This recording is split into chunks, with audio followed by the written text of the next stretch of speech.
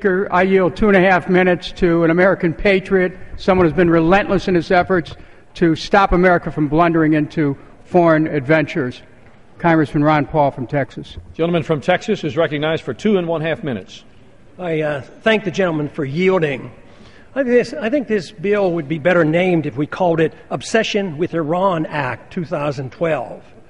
Because this is what we continue to be doing, is obsessed with Iran and the idea that Iran is a threat to our national security.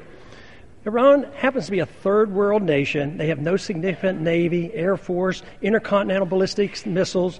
The IAEA and our CIA said they're not on the verge of a nuclear weapon. It's so similar to what we went through in the early part of this last decade when we were beating the war drums to go to war against Iraq. And it was all a facade. There was no danger from Iraq. So this is what we're doing, beating the war drums once again. Now, since the bill has come back from the conference, we're going to deal with civil liberties in Syria. Well, I happen to be a civil libertarian. I'm very concerned about civil liberties. But let me tell you, this bill is not going to do anything to enhance the civil liberties of the individuals in Syria. Now, if we were really interested in the civil liberties, why wouldn't we look to ourselves? Why wouldn't we look to the things that we do here? What about our warrantless searches under the Patriot Act? What about the policy of assassination and assassinating American citizens? What about arrest by the military, National Defense Authorization Act?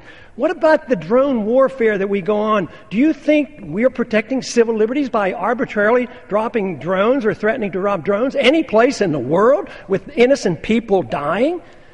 If we want to really care about civil liberties in Syria, why don't we care about the secret prisons we have and the history of torture that we've had in this country?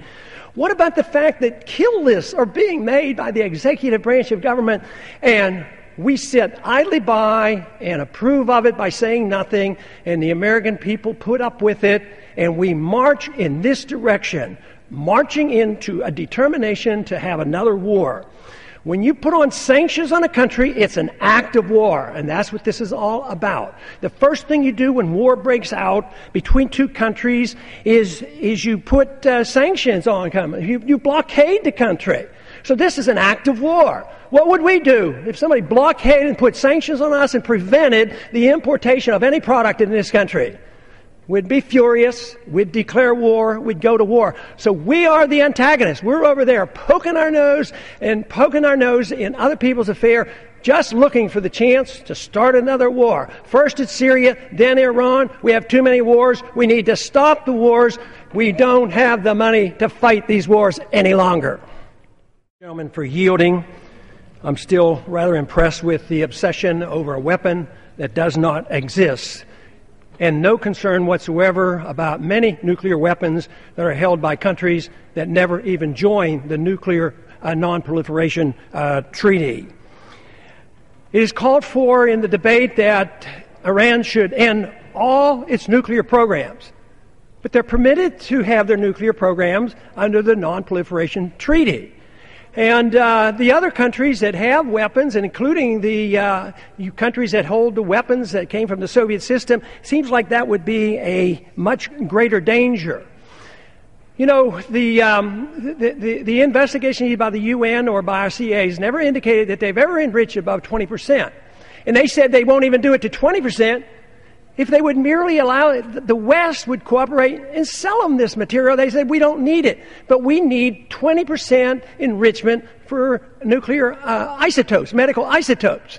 So our refusal to deal with them prompts them to take it up enrichment to 20%. 5%, of course, is what they're allowed to do for nuclear energies.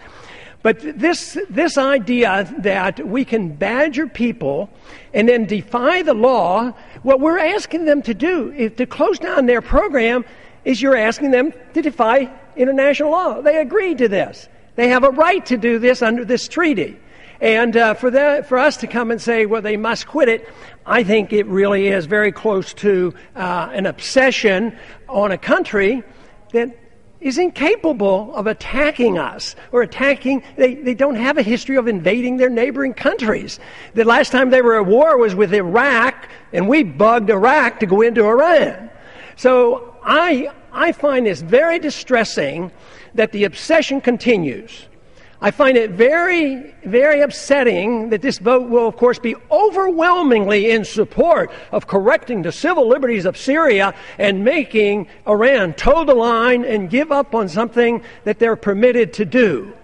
A vote for this, in my opinion, in time will show that it's just one more step to another war that we don't need. We have not been provoked. They are not a threat to our national security.